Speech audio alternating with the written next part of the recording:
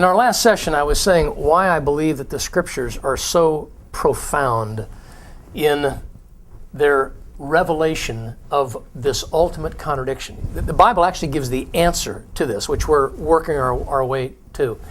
I'm simply trying to set the stage to allow you to realize, as I've realized in the years I've been on this earth, that no matter how much we continue to improve in our technology, whether it's medical technology, scientific technology, whatever it happens to be, education, all those things, even though they're moving at an exponential rate, they're increasing at a tremendous rate, the frustration factor is still there. And what is amazing about the Scriptures is not that the Bible records that. We see it every day. Mankind records it. We're always asking the question, why can't we fix this thing? What is amazing about the Scripture is the Scripture predicted this and has been consistent in its prediction. Meaning that the Scriptures predict the fact that no matter how much man increases in his wisdom and in his education, he will not fix the frustration factor. That's what's amazing about Scripture. And it's consistent all the way through. It doesn't get part way through and then all of a sudden start to notice that, gee, maybe man will fix this thing with the next computer and then make some pen and ink changes or have a different prophet come along with a different story.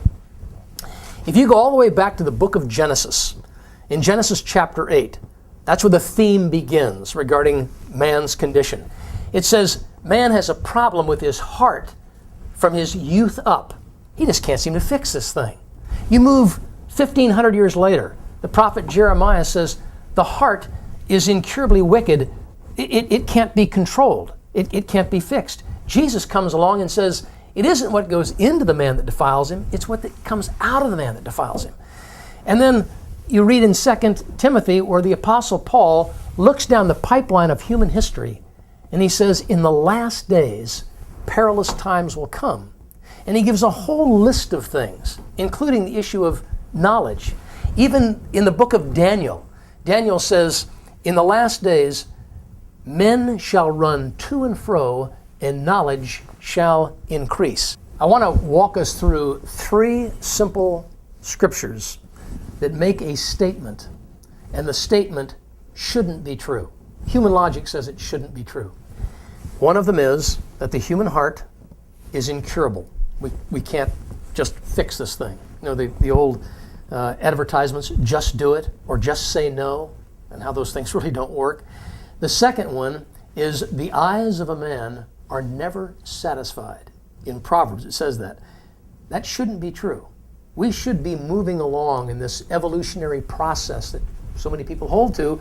We should be moving to a place where we really are satisfied. And the last one, the one that I think maybe fascinates me the most, is the Apostle Paul says in 1 Corinthians, he says, God will take man in his own craftiness or in his own wisdom. Meaning that when man decides to remove God from the picture to try to fix this thing, to try to fix the frustration, God leaves him alone and then man makes a mess out of things.